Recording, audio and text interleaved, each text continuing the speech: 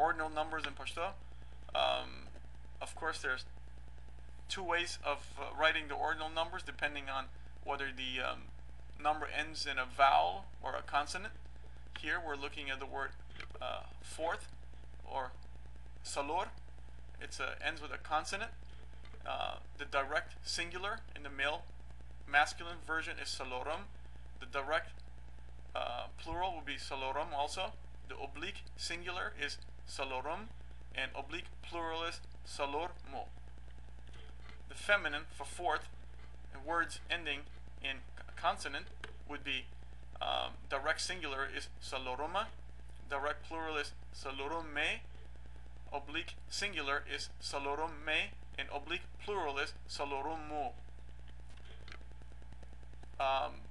Ordinal numbers that end with vowels, such as seventh or seven, uwa would be masculine, would be owum, direct singular, direct plural is owum, oblique singular is owum, oblique plural is owumo.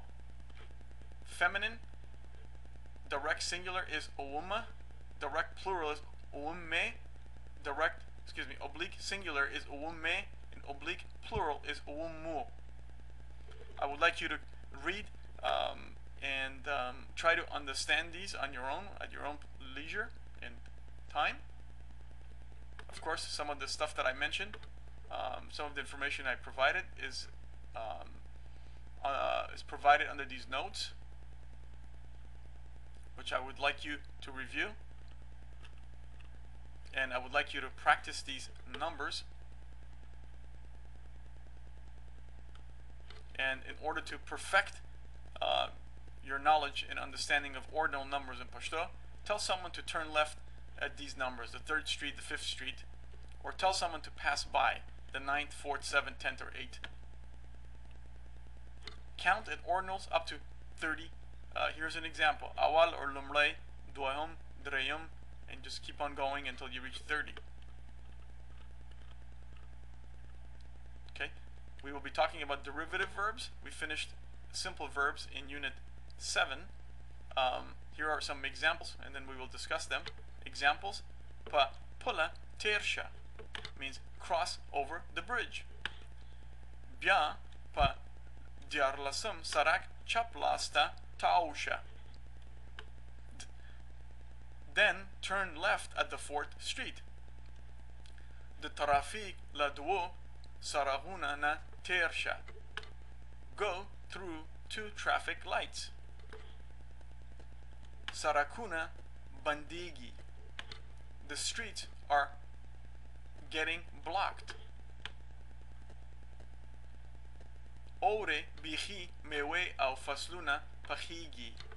In summer, some fruits and crops ripen. Ore again, it's summer. Bihi baze means some. Mewe au fasluna pachigi. Mewe means fruits.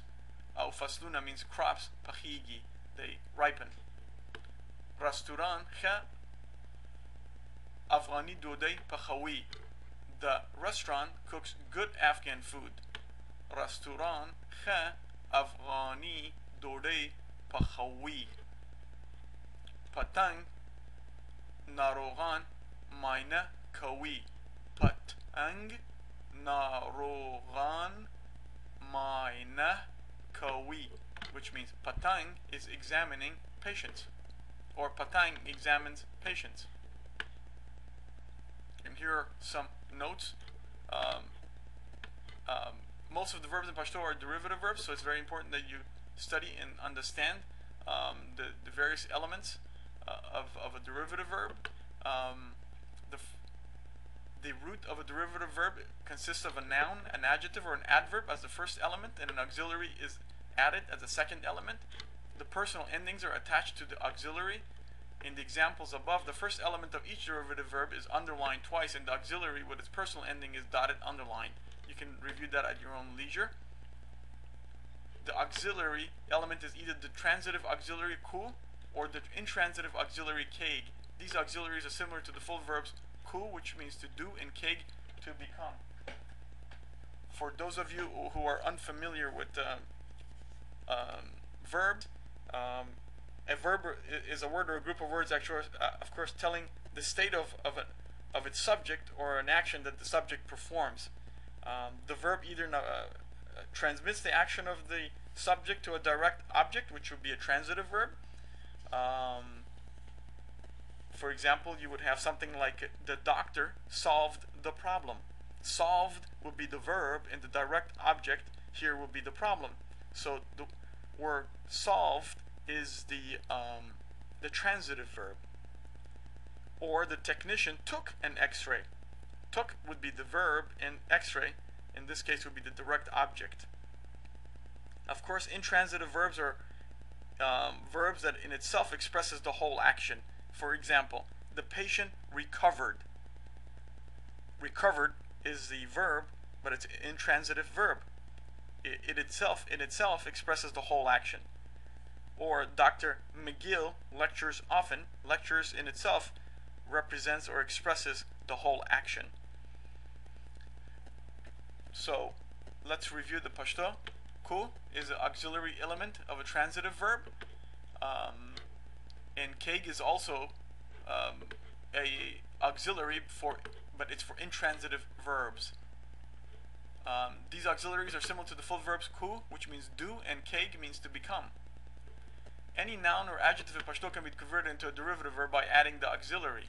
For example, nijde, which means close, can be made into nijde keg, which means become close or draw near or approach.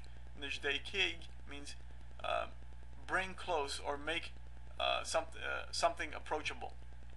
Some of the derivative verbs that have appeared in the previous units are these, as you can see. Forms of derivative verbs, of course, just as in simple verbs, you have your present imperfectives in Pashto, and you also have your present perfective, which we will review. With transitive auxiliary ku, you have an example here. Pacho means to cook. First element ends in a consonant, so the k or the kaf drops. Pacho. Here we have maina ku. First element ends in a vowel, so you maintain the k or the kaf. So maina ku.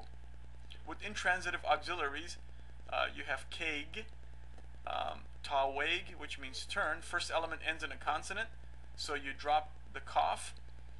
Here, nijde keg, first element ends in a vowel. Yeah is a vowel. You do not drop the kaf here. And that's what this note here, or these notes here, state. Present perfective. With transitive auxiliary, kurl. Cook means pour kur. It's masculine. Feminine will be pacha, kurl. Pacha, it has a hey at the end. There's no hey here, so the hey makes pacha. Pour, pacha, and it's masculine to feminine. Maina kur, which means to examine. With intransitive auxiliary, sh. First elements in a consonant, tau, sh. First element ends in vowel, nijde, sha. Of course, I want you to read the notes here. The present perfective form of a derivative consists of the first component followed by kur, which is transitive, or sh, which is intransitive. If the first component is an adjective, the corresponding derivative verb has masculine and feminine singular and plural forms. The pronunciation of the perfective forms of the auxiliaries varies